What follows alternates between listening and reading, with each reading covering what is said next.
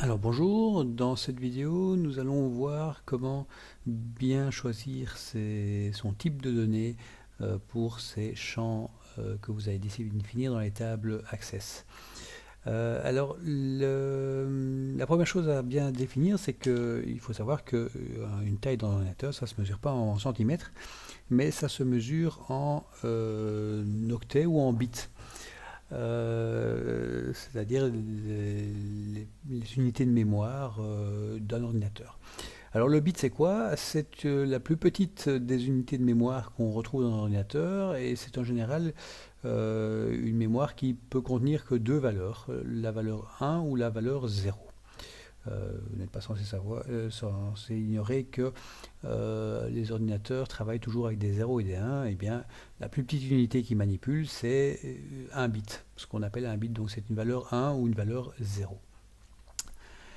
Ces bits tout seuls peuvent déjà vaguement servir, mais généralement, on va les regrouper par plusieurs, et c'est ça qui va nous permettre de faire des données un petit peu plus complexes.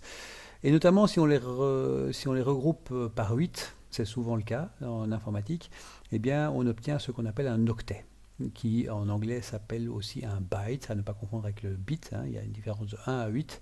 Le byte est donc l'appellation anglophone de octet. Et généralement déjà sur 8 bits, donc sur un octet, on a la possibilité de stocker un caractère. La plupart des caractères, souvent, sont stockés sur un octet.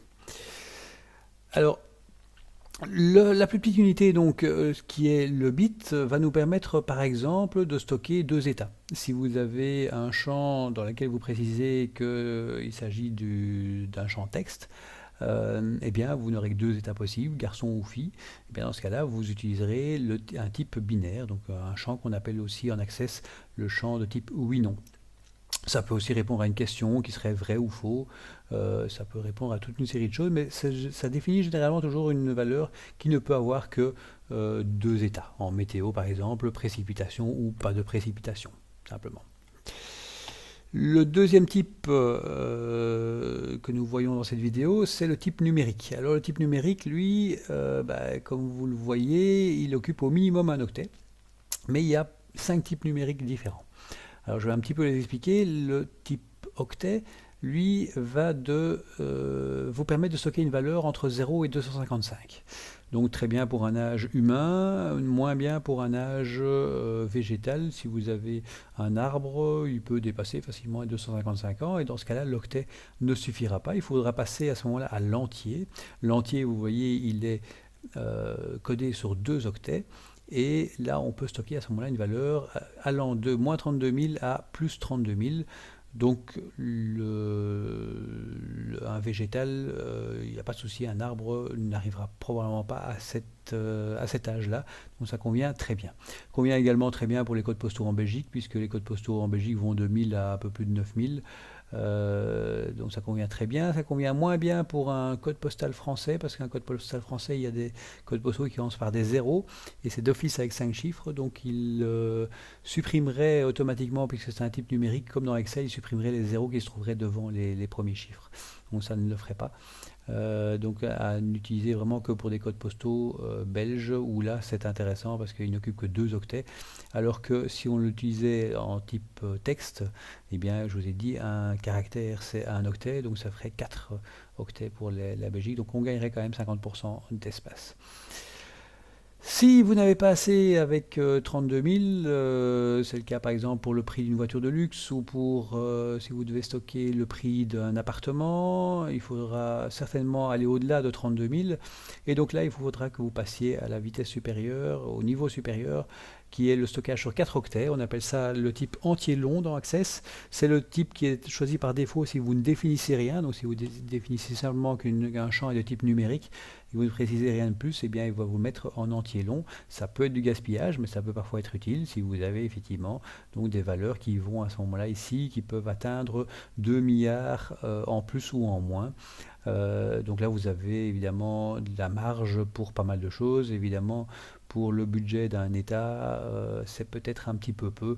Il faudra à ce moment-là passer au réel simple. Le réel simple qui en plus a la capacité de contenir des virgules. Autrement dit, c'est pour tout ce qui est décimal, un chiffre avec une décimale.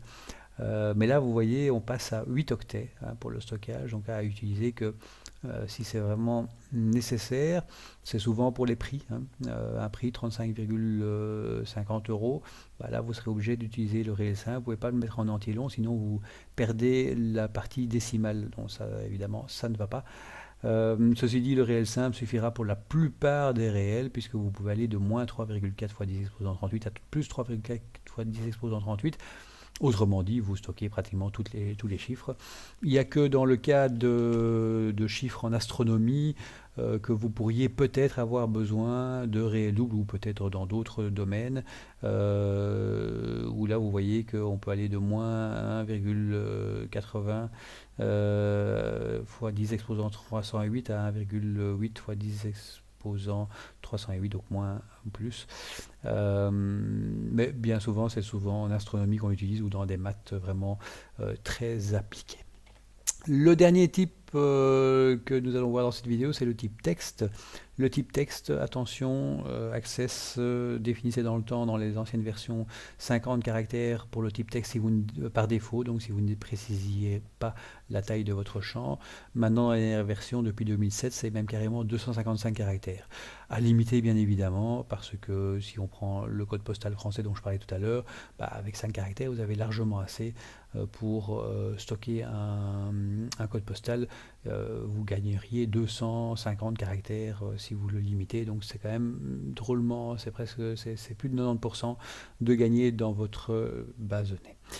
Voilà, ça c'est donc les différents champs. Dans la prochaine vidéo, nous verrons comment mettre tout cela en pratique avec Access.